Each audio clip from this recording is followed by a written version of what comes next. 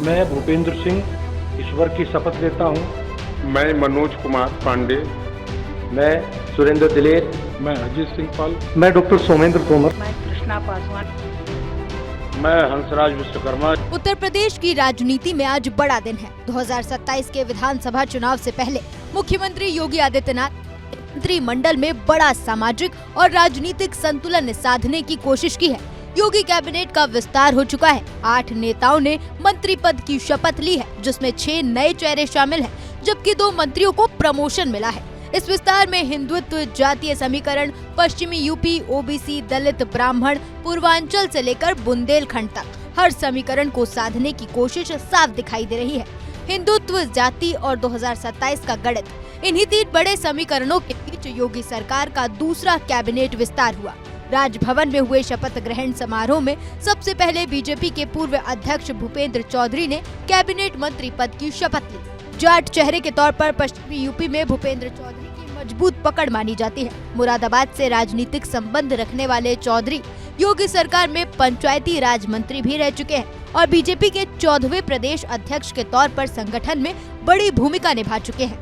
मैं भूपेंद्र सिंह ईश्वर की शपथ लेता हूँ कि विधि द्वारा स्थापित भारत के संविधान के प्रति सच्ची श्रद्धा और निष्ठा रखूंगा तथा मैं भय या पक्षपात, अनुराग या देश के बिना सभी प्रकार के लोगों के प्रति संविधान विधि के अनुसार न्याय करूंगा। इसके बाद समाजवादी पार्टी छोड़कर बीजेपी में आए मनोज पांडे को मंत्री बनाया गया। ब्राह्मण समुदाय से आने वाले मनोज पांडे रायबरेली के ऊंचाहार से विधायक हैं। साथ ही 2012 और 17 में सपा सरकार में कैबिनेट मंत्री भी रह चुके हैं। लोकसभा चुनाव में क्रॉस वोटिंग और बीजेपी के समर्थन के बाद से ही उनके मंत्री बनने की चर्चा तेज थी।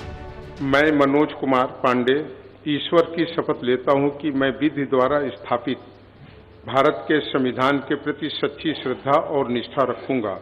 मैं भारत की प्रभुता और अखंडता को अक्षुण्ण रखूंगा। मैं उत्तर प्रदेश राज्य के मंत्री के रूप में अपने कर्तव्यों का श्रद्धापूर्वक और शुद्ध अंतःकरण से निर्वहन करूंगा।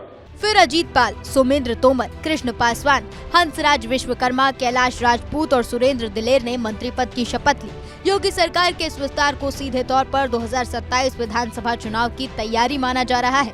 बीजेपी ने इस बार साफ संदेश दिया है कि पार्टी हिंदुत्व के साथ साथ जातीय संतुलन पर भी पूरा फोकस कर रही है। योगी सरकार ने इस विस्तार में दलित और पिछड़ा वर्ग दोनों पर खास फोकस किया है। कृष्ण पासवान को मंत्री बनाकर बीजेपी ने पासी समाज को साधने की कोशिश की है। वहीं अलीगढ़ के खैर से विधायक सुरेंद्र दिलेर को मंत्री बनाकर बीजेपी ने जाटव और अनुसूचित जाति समीकरण पर भी बड़ा दांव खेला है।